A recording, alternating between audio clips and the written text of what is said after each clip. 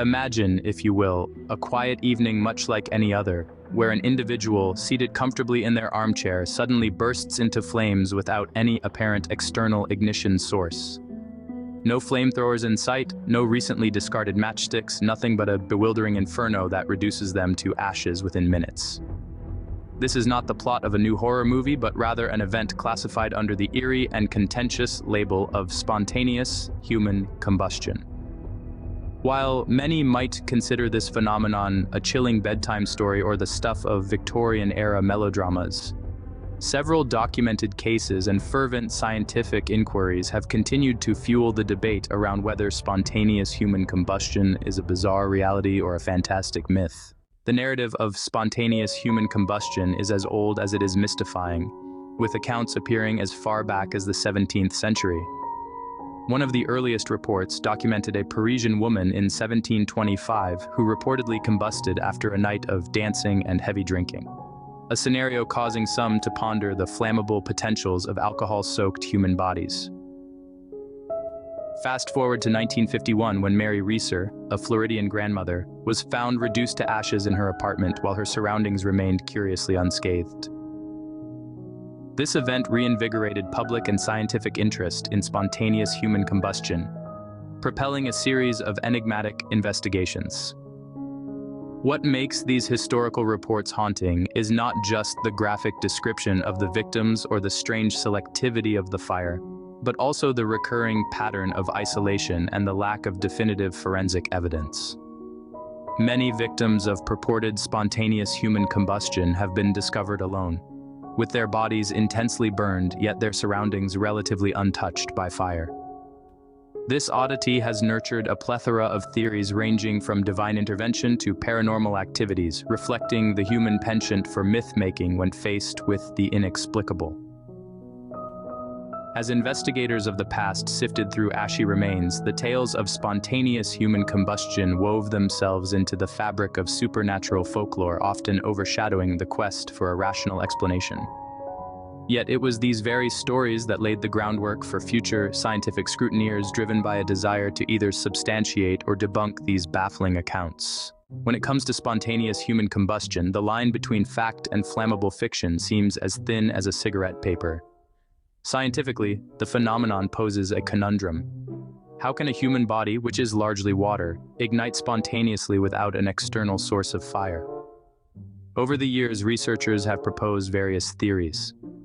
One of the more scientifically palatable explanations is the wick effect, suggesting that a small external flame source, such as a lit cigarette, could ignite clothing, which then slowly burns the body fat, acting as a candle wick.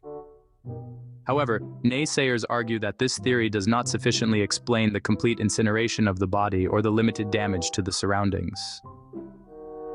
Experimental replications, such as those conducted in the 1990s with pig carcasses wrapped in fabric, showed that, while the wick effect could indeed lead to a body being consumed by flames over several hours, it still required an initial flame to start the process and did not result in the fire pattern typically associated with reported spontaneous human combustion cases.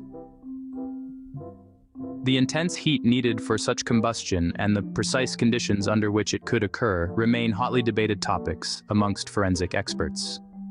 Moreover, the introduction of modern forensic techniques has provided more insight but also more skepticism as to whether any human combustion can truly be spontaneous. At this juncture, science provides several plausible explanations but still struggles with inconsistencies and gaps that fuel further curiosity and debate. In confrontation with exotic theories stand the staunch skeptics, armed with rational objections and a penchant for debunking the supernatural.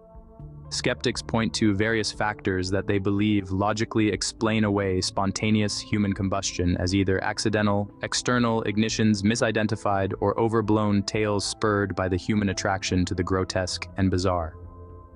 They argue that in many spontaneous human combustion stories, overlooked sources of ignition, such as smoking materials or faulty electricals, might be the real culprits, and that the isolation of victims leads to delayed discovery, making investigations and accurate determinations difficult. The skeptic's toolkit includes Occam's razor, a principle that the simplest solution is often the correct one. which here suggests common household fires rather than a mysterious internal human blaze.